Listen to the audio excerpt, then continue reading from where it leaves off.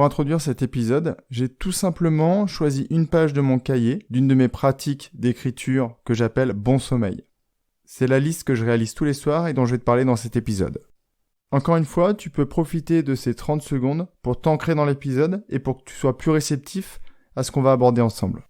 La méditation sur la souche, le petit déjeuner en famille, le chemin de l'école avec Manon, l'écriture podcast, le running, le repas étant devant les canards, le MOOC psychologie positive, le retour de Manon, le dîner kiff et enfin la lecture. Dans cet épisode, je vais donc revenir sur cette liste et sur 2 autres pratiques que j'utilise dans la vie de tous les jours. Je vais t'expliquer concrètement comment ça fonctionne et surtout les bienfaits que tu vas en tirer. Salut à toi et bienvenue sur le podcast Dépasse-toi. Je suis Sylvain Viens et je partage avec toi le fruit de mes lectures et de mes réflexions pour t'aider à atteindre une vie plus riche et épanouie. À la fin de cet épisode, tu ne seras pas plus riche financièrement, ni plus belle ou plus beau physiquement, mais je peux t'assurer que tu auras appris quelque chose qui te permettra de profiter au mieux de la vie qui s'offre à toi. Et tu pourras me retrouver tous les mardis et les jeudis à partir de 6h30 sur ton lecteur de podcast préféré. Après l'épisode 1 où je t'expliquais les intérêts de l'écriture dans la vie de tous les jours, et je te les rappelle, le pouvoir de libérer les émotions, les rancœurs, le pouvoir de suggérer des projets, des idées, ce qui va permettre à ton cerveau de travailler dessus inconsciemment.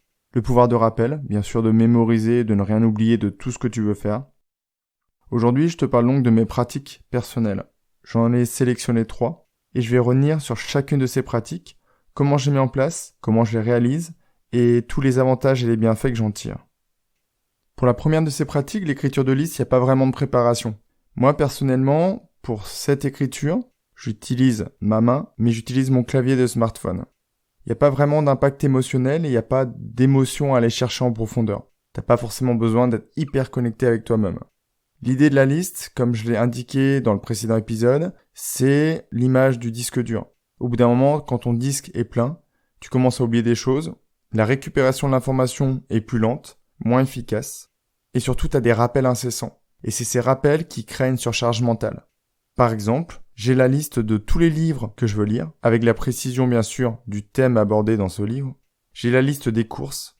Imagine-toi qu'avant, je faisais les courses en enregistrant mentalement la liste, pensant que ça faisait travailler mon intellect et que ça allait m'apporter quelque chose. Mais je me suis rendu compte encore une fois que c'est un poids que tu rajoutes en plus au niveau mental. Je fais aussi une liste des actions familiales à réaliser. Et je fais aussi une liste des objectifs du week-end. On la réalise avec ma conjointe et ma petite fille pour que, à la fin du week-end, on ait chacun réalisé au moins un objectif personnel. Rappelle-toi dans l'épisode sur la gestion du temps, je t'avais dit que c'était important que dans la journée, tu nourrisses au moins une de tes valeurs ou que tu accomplisses au moins un de tes objectifs. Ça te permet le soir de jamais te coucher frustré parce que tu as fait au moins une chose pour toi.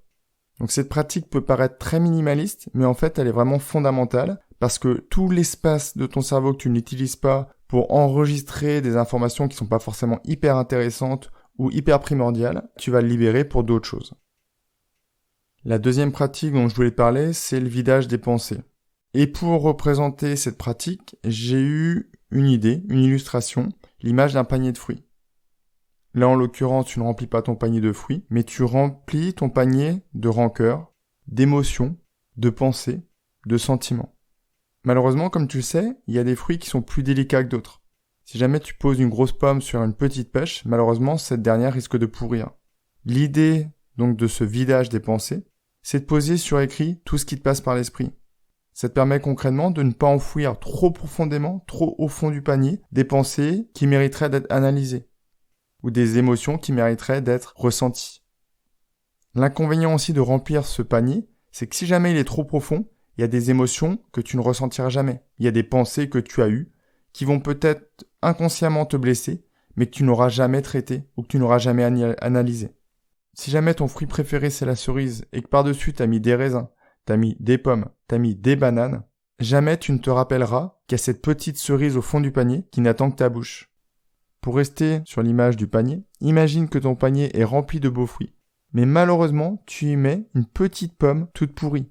Elle risque de gâter l'ensemble des fruits et de faire en sorte que ton panier perde toute sa saveur. Donc l'idée derrière cette pratique, c'est de vider ton panier, de retirer les fruits qui sont tout pourris et de manger ceux qui sont très bons et ceux que tu aurais peut-être oubliés. Je vais pas te mentir, c'est la pratique la plus compliquée à mettre en place. Dans le premier épisode, je te parlais de connexion. Pour réussir à faire cet exercice, il faut que tu sois extrêmement bien connecté avec toi. Personnellement, je ne le réalise pas tous les jours, mais quand je le réalise, c'est en début de matinée, quand ma maison est encore calme et que je peux prendre du temps. Encore une fois, tu peux dire, mais malheureusement, ma maison n'est jamais calme. Mais si tu mets ton réveil un quart d'heure ou 20 minutes plus tôt, tu auras 20 minutes pour écrire. Au début, tu vas te poser devant cette feuille. Tu vas rester 15 secondes et tu vas dire, mais j'ai rien à raconter. Peut-être que le deuxième jour, tu vas y passer 30 secondes et il y a une première phrase qui va sortir. Après, ce que tu peux faire, c'est aussi te forcer, entre guillemets, gentiment à écrire. Tu indiques juste, cher journal, aujourd'hui, c'est jeudi. Et peut-être que le jeudi, tu auras une pensée. Le jeudi, ça va te rappeler un événement de ta jeunesse, par exemple, ou une émotion que tu ressens le jeudi. Par exemple, le lundi matin, si tu réalises l'exercice, tu vas peut-être te rendre compte que tu as une boule au ventre, que tu n'as pas forcément envie d'aller travailler, ou que tu stresses pour une réunion qui va avoir lieu dans la journée. Ou au contraire, tu vas te remémorer le très bon week-end que tu as passé, et ça va te permettre de poser de la joie sur ton cahier, et de commencer la journée, commencer la semaine avec cette joie vraiment ancrée en toi. Cet exercice, ça va te permettre de libérer certaines émotions, de les ressentir à nouveau, de les analyser. Au lieu de l'appeler vidage des pensées, on pourrait l'appeler recyclage des pensées, ou même nettoyage du cerveau. Si la pratique t'intéresse, tu vas pouvoir trouver sur mon site un petit fichier MP3 de 3 minutes. Ce sera pas forcément la méditation, mais ce sera un petit fichier qui va te permettre de t'ancrer dans cette pratique et peut-être d'être déjà concentré sur ce que tu vas faire. Ça va être tout simplement un fichier qui va te permettre de bien connecter ta main à ton cerveau. Et ce sera aussi pour toi, si jamais tu ne fais pas de méditation, un premier pas vers une pratique méditative. Et je voulais en profiter pour te dire que si tu es abonné à la newsletter, tu recevras directement le lien qui te permettra de télécharger le fichier. Dans les semaines qui vont venir, tu auras aussi accès à des ressources qui ne seront pas forcément disponibles sur mon site. Donc je te conseille de t'y abonner si ce n'est pas déjà fait. Et je vais aussi profiter sur mon site de te déposer un exemple de vidage de pensée, pour que tu te rendes compte de ce que ça peut être. Quelque chose de relativement simple, mais qu'au fil de l'eau, tu vas enrichir, améliorer, et tu vas optimiser vraiment pour que cette pratique te permette de traiter personnellement toutes les informations qui te passent par l'esprit. La troisième pratique dont je voulais parler, c'était le bon sommeil. C'est ce qui m'a permis d'introduire cet épisode. Concrètement, en fin de journée, je liste 10 choses très positives qui me sont arrivées. Ça ressemble beaucoup au journal de la gratitude. J'insiste vraiment sur le fait que moi je le fais en fin de journée pour biaiser mon cerveau. Le cerveau fonctionne très bizarrement des fois. Il se rappelle surtout du début et de la fin de l'histoire. Et là, en fin de journée, je lui explique que ma journée a été fantastique. Et donc lui, il s'endort gentiment en pensant que ça a été le cas. Même si la journée a été compliquée. Quelquefois, tu vas passer une très mauvaise journée au bureau. Quelquefois, tu vas te disputer avec ta conjointe, avec tes enfants. Tu vas passer 3 heures dans les bouchons. Mais je peux te le dire, après une grande pratique et une grande expérience, que n'importe quelle journée te permet d'écrire au moins 10 choses positives. Ta journée a été exécrable. Peut-être que c'est le goût de ton kiwi au repas qui a été excellent. Peut-être que c'est le café que tu as bu le matin qui a été vraiment excellent. Peut-être que tu as entendu une musique qui t'a rappelé des bons souvenirs. Peut-être tout simplement que tu as été nager entre midi et 2 et que ça t'a fait énormément de bien. Ce qui est génial, au bout d'un moment, avec cette pratique, c'est que ton cerveau va être tellement conditionné que le soir, quand tu vas te mettre dans ton lit, que tu vas ouvrir ton cahier ou ton journal, tu ne vas penser qu'aux choses positives. Et forcément, cette pratique va aussi avoir une incidence dans la vie de tous les jours. Tu vas beaucoup moins repérer le négatif et tu vas te focaliser sur le positif. Peut-être que c'est tout simplement parce que ton cerveau dit « Ah, attention, faudra que je m'en rappelle en fin de journée. » Donc je note. Et donc tu vas mettre un focus sur cet aspect et ça va te permettre de passer encore une meilleure journée. Je vais pas revenir sur la liste entière de ce que je t'ai énoncé, énuméré en introduction de cet épisode, mais je voulais juste en profiter pour revenir sur un élément. J'abordais le dîner kiff. Avec ma conjointe et ma petite fille, on a mis en place une pratique. On se lance une balle virtuellement durant le repas et on doit à chaque fois énoncer un kiff de la journée. Un kiff, c'est un moment agréable. Ce qui est génial dans cet exercice, ça permet par exemple à ton enfant de raconter ce qui s'est passé à l'école. Et peut-être qu'au début, il va pas forcément parler d'un kiff, mais parler d'un problème qu'il a rencontré. Et dans ce cas-là, c'est à toi de voir si ce problème, en réalité, est vraiment un problème. Est-ce que c'en est un petit, un gros? et peut-être de lui proposer donc une solution pour faire ressortir l'aspect positif de ce qu'il a rencontré. J'espère vraiment qu'après ces 2 épisodes dédiés à l'écriture, tu es convaincu du bienfait de l'écriture. Encore une fois, il faut se libérer du temps. Mais je peux t'assurer que si tu mets ça en pratique, tu reviendras vers moi et tu me diras que ça t'a apporté des choses. Par exemple, avant de commencer la pratique du bon sommeil, j'avais un très très mauvais sommeil. Je mettais quelquefois plusieurs heures avant de m'endormir.